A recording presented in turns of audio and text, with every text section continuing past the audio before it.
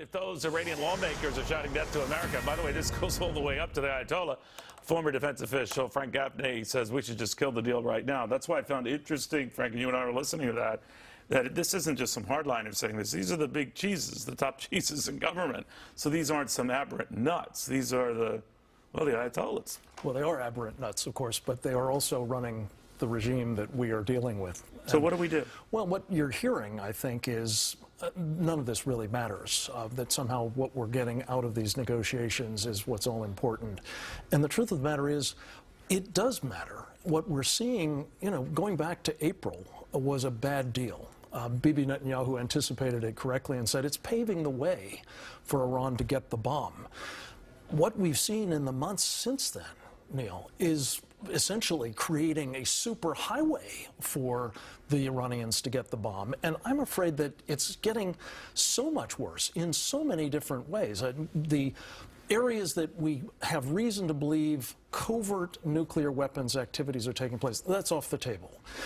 We have been made clear that we're not going to get any controls on their ballistic missile program. So why do we do it? Why do I get a sense, Frank, that we want this more than they do? We, in the form of the President of the United States, want this so much more than they do, that he's willing to give them essentially everything. And this is why I think, you got to think about the Obama doctrine. I've got it down to 9 words.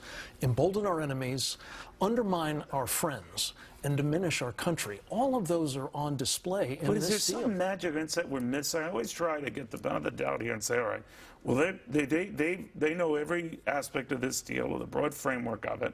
But then again, I think so do the mullahs and the Ayatollah, and all these guys are saying death to America, death to Israel, all that 9 yards. We're not going to let you inspect this stuff.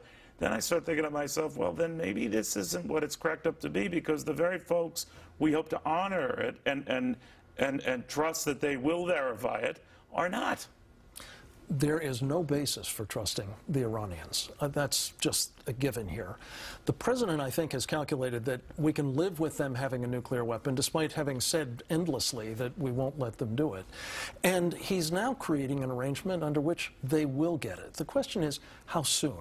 My guess is it will be sooner than we can believe, and for all these reasons, the status quo today, where what's left of the sanction regime is still there. We're not giving them $50 billion in a signing bonus. We're not legitimating this program. Well, it may be their money, but when you say it's a big mistake. But you think it's still going to happen? You think it's still going to happen?